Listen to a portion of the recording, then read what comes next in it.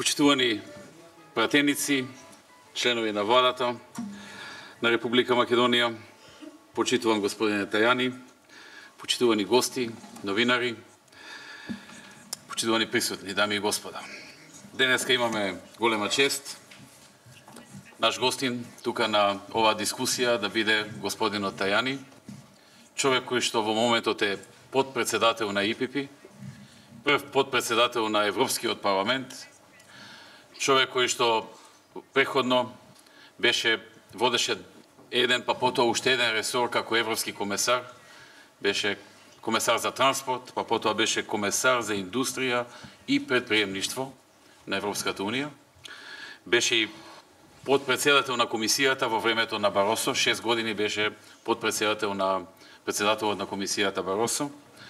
Човек со богато политичко и економско минато, и во европски рамки, и во национални рамки во Италија, така што ни представува голема чест, што денеска заедно со него можеме да продискутираме на теми кои што се можне значени за нашата држава, како земја која што долги години помина во социјализам, излезе од него преку транзициониот период и влезе во една друга сфера, во сфера на брз економски развој, во сфера во која што и во време во кое што се дава силна подршка на предприемништвото, на иновациите, на бизнисот.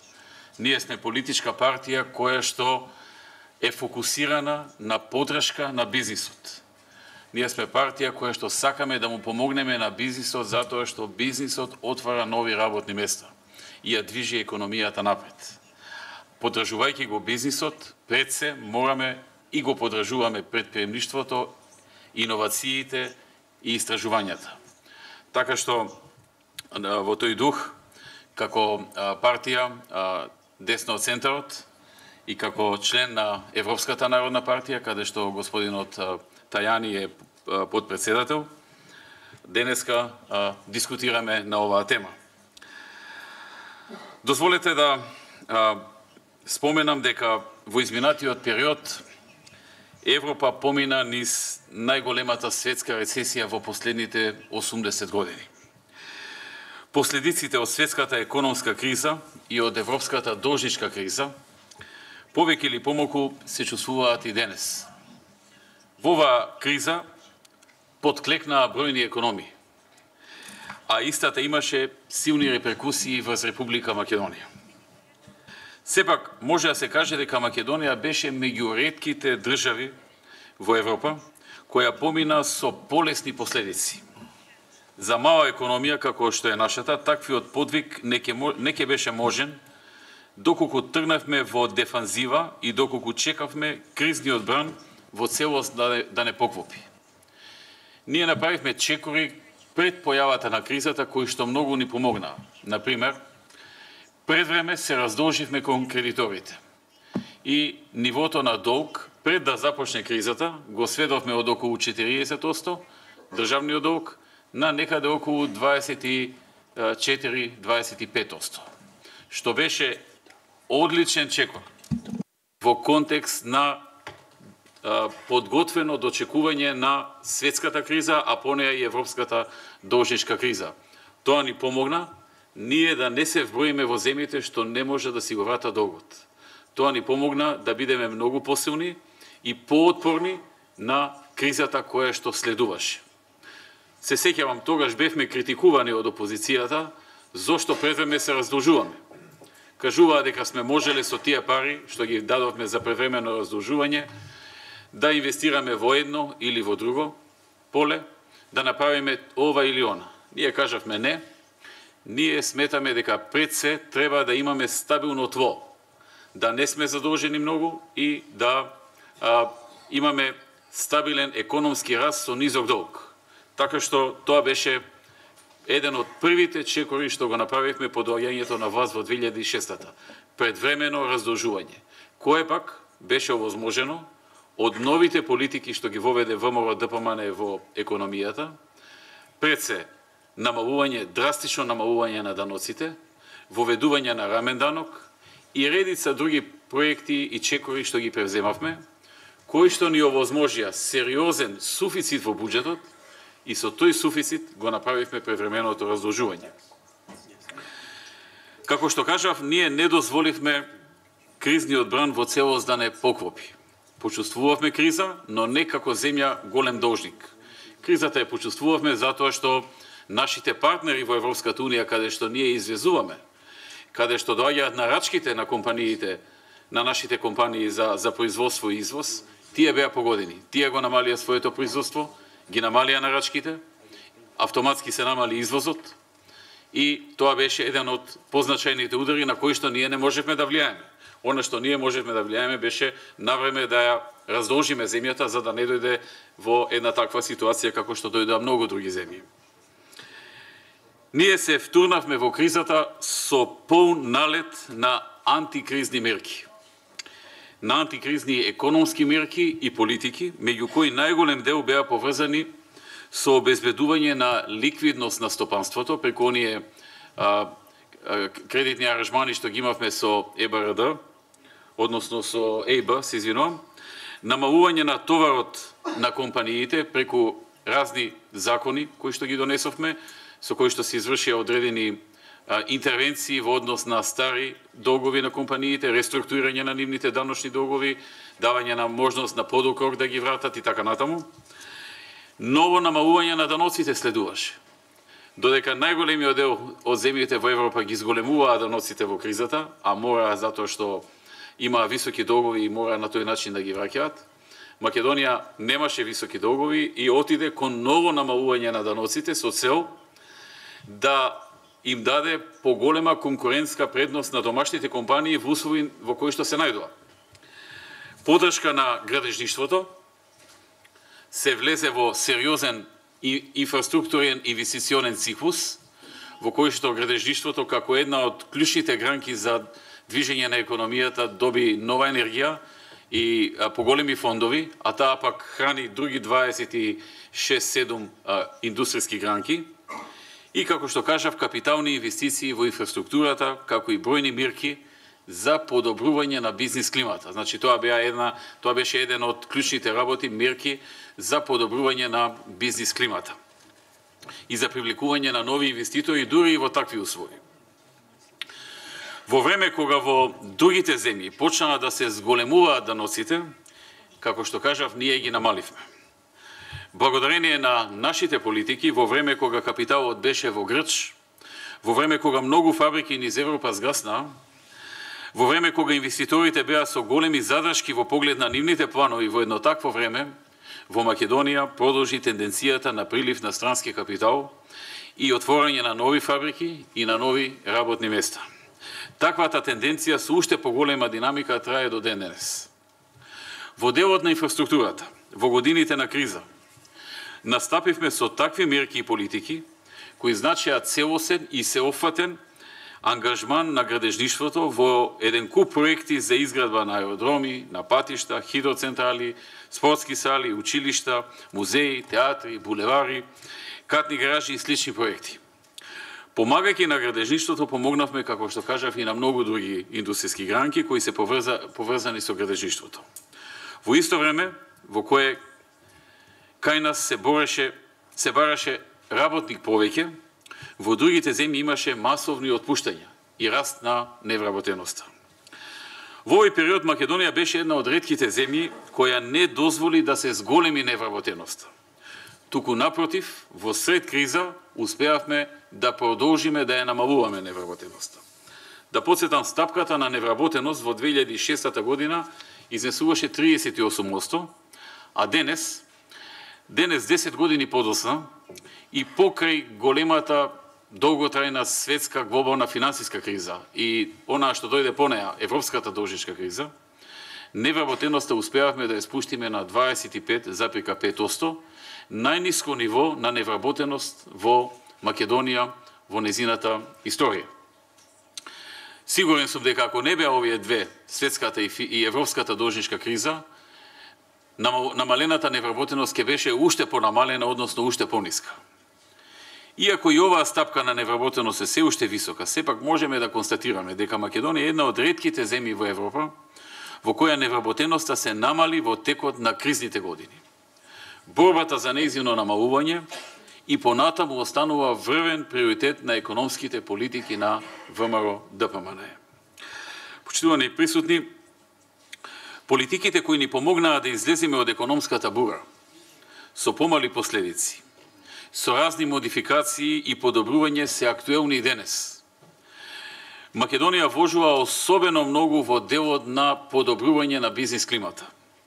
И токму затоа денес е една од најпривлечните дестинации за бизнис во Европа и во светот. Тоа е резултат на континуитет на мерки и на проекти кои се од значење за бизнис секторот и кои во изминатите години беа препознаени од бројни инвеститори и од бројни компании од странство. Само во последните 40 на дена, не се ни 2 месеци, само во последните 40 на дена, имаме 9 нови инвеститори, чии инвестиции треба да отворат нови 3610 работни места за само 40 дена.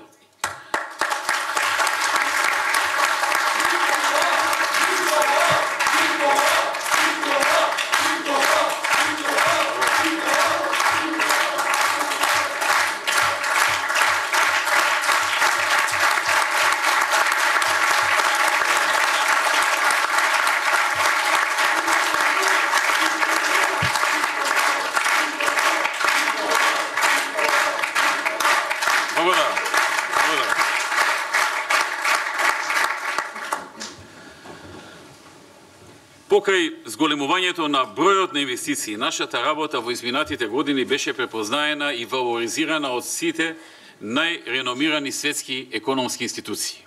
Во 2006 година, како што знаеме, Светската банка во незиниот извештај, годишен извештај наречен Doing Business, не рангираше на 94-то место.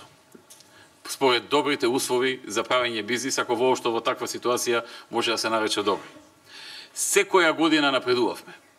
И денес сме не само лидер во регионот на Југоисточна Европа, туку во последниот извештај на Doing Business 2016, Македонија е прогласена за 6-та најдобра дестинација за правење бизнис во Европа и 12-та најдобра дестинација за правење бизнис во светот во конкуренција на 189 држави во светот.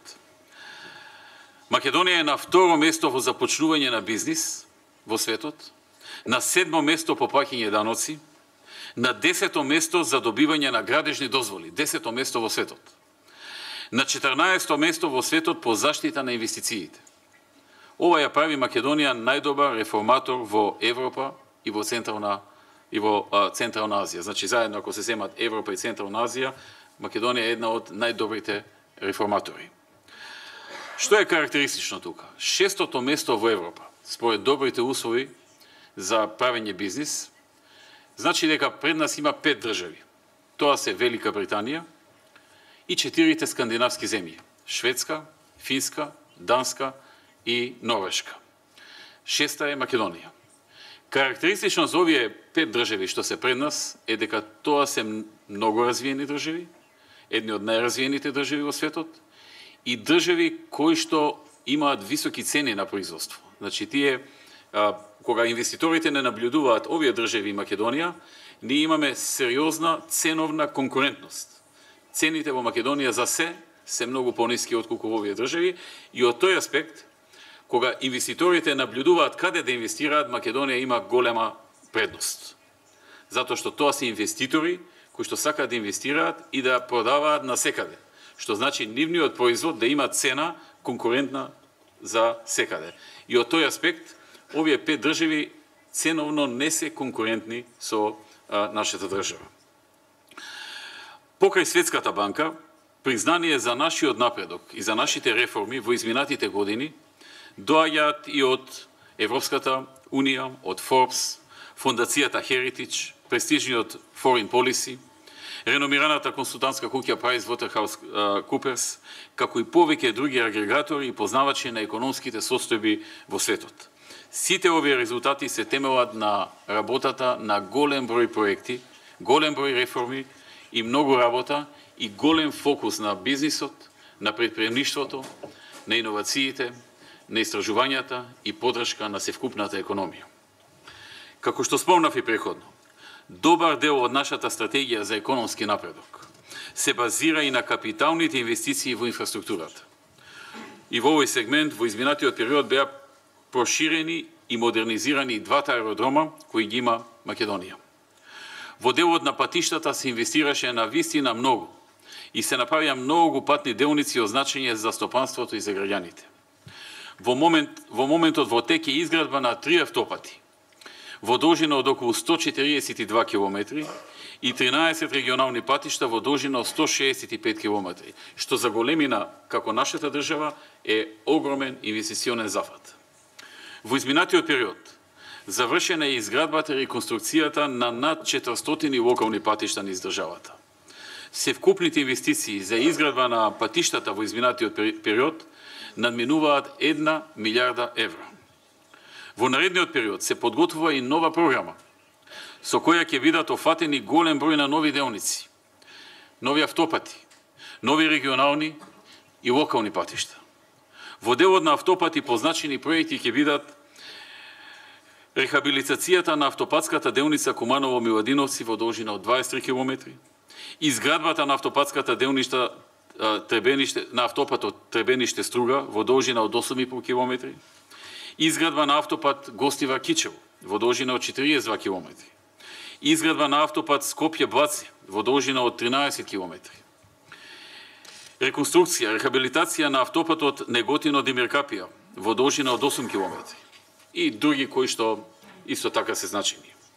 Во делот на регионални и на магистрални патишта, позначени проекти ќе бидат патот Кочани-Делчево во должина од 30 километри кој ќе биде експресен пат со 4 ленти и чие проектирање е во тек, односно започнува процедурата за тендер за изведба. Понатаму патот Охрид-Пештани, исто така експресен со 4 ленти, со можност за проширување во иднина која ќе има поголем број на возила, долг 14,5 километри. Експресниот пат Штип-Кочани, се извинувам, Кочани-Делчево е во должина од 30 км, тој не е експресен, а Штип-Кочани е експресниот пат во должина од 26 км. Експресниот пат Штип-Радовиш во должина од 38 км. Патот Ранковце-Крива Паланка во должина од 26 км. Патот Пробиштип, ски центар Пониква во должина од 13 км. Патот Крива Паланка, Македонска Каменица во должина од 19 км. Патот Старо Коњарево, Ново Коњарево во должина од 4 км. До изградбата на регионалниот пат Кичево-Дебар преку извор во должина од 18 км. Рехабилитација на регионалниот пат Липково-Рачиново во должина од 20 км и поголем број други регионални, експресни патишта, локални патишта.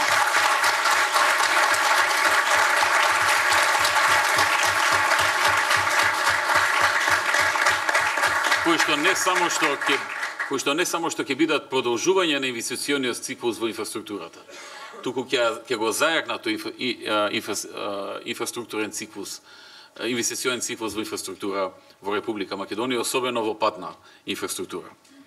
Покрај патната инфраструктура, Република Македонија е навлезена и во сериозни инвестиции во железничката инфраструктура.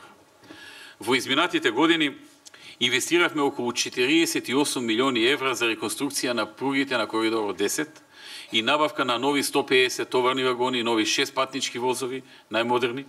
Во тек се инвестиции во висина од 84 милиони евра во изградба на пруга кон Бугарија и кон Грција. Значи се гради и кон Бугарија, се гради она помеѓу Битола и Грција. Реконструкција на пруги, како и реконструкција на повеќе железнички станици низ Македонија. Во наредниот период планираме инвестиции преку половина милиарда евра за изградба на пругата кон Бугарија и кон Албанија.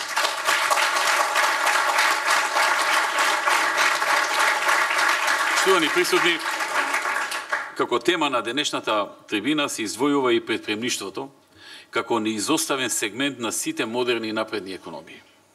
Во овој сегмент би рекол дека во изминатите години започнавме да испишуваме нова историја во Македонија. Во изминатите неколку години преземавме бројни мерки, кампањи и конкретни проекти и чекори за потикнување на предприемништвото и предприемничкиот дух во Македонија и иновативниот дух кај населението. Зошто велам дека тоа представуваше нешто ново во историјата на Македонија? Затоа што нашата држава долг период, речиси 5 децении, беше во канџите на социјализмот, на комунизмот. Период во кој што беше потиснувана индивидуалноста кај луѓето и беа насочување само на колективно делување и размислување. Ако некој испакнеше со своји индивидуални идеи за напредок, за иновации, за предприемништво или за приватен бизнис, тој беше осудуван, засрамуван и не му беше давана не само никаква подршка, туку никаква слобода да се движи во правец на развој на својата иновативна мисла.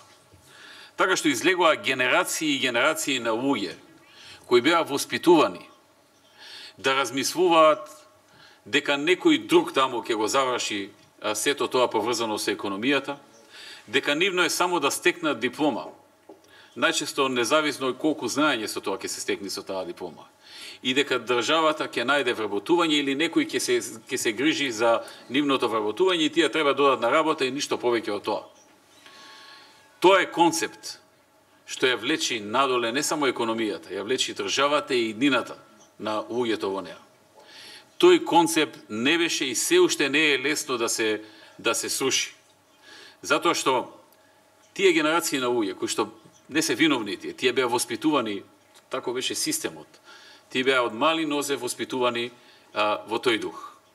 Дека не може тие да смислуваат нешто ново, дека ние не сме кадарни, дека има таму кој да се грижи за сето тоа, ќе се реши тоа политички и така натаму.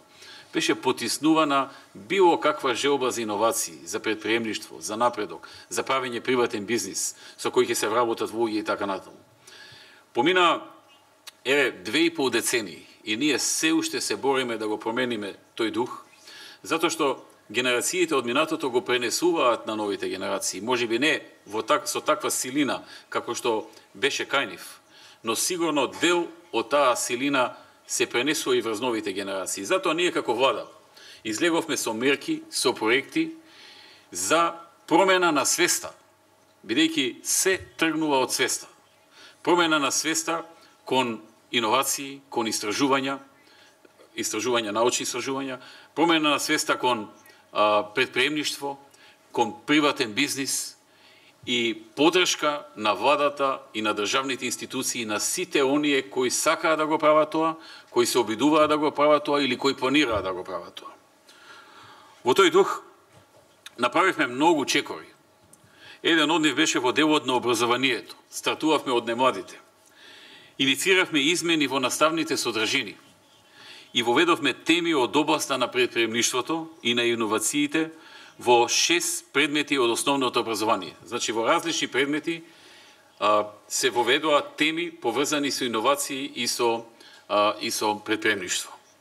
Например, предмет некој во основно образование, кој што не е иновации, во него се воведува дел кој што кажува како во таа област може да се направат иновации и да се направи предприемништво или некој бизнис.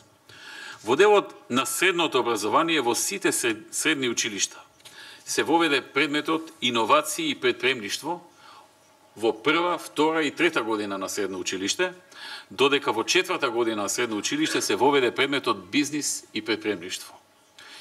И конечно, од оваа учебна година и во основно училиште се воведе во 9-то оделение специјален предмет иновации и предприемништво и бизнис.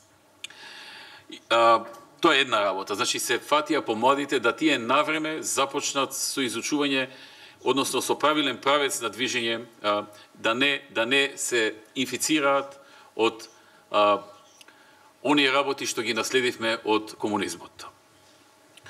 Решивме да направиме комплетно нови современи наставни програми по сите предмети поврзани со предприемништво, бизнис и иновации. Значи, имаше една тура на учебници, сега веќе се направи нова тура на учебници со уште понапредни содржини.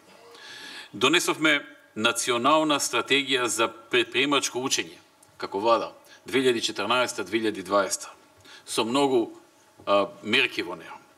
Изработивме кампања за поттикнување на претприемништвото и иновативниот дух, вклучувајќи и медиумска кампања, во која што се охрабруваат луѓето, им се даваат примери како многу сиромашни луѓе во минатото преку иновација, преку претприемништво успеале да станат едни од најголемите милиардери во светот, едни од најбогатите луѓе кои помагаат на многу други луѓе во светот. А почнале со некој проект во нивната гаража со, не знам, $10 или $50 почетен капитал.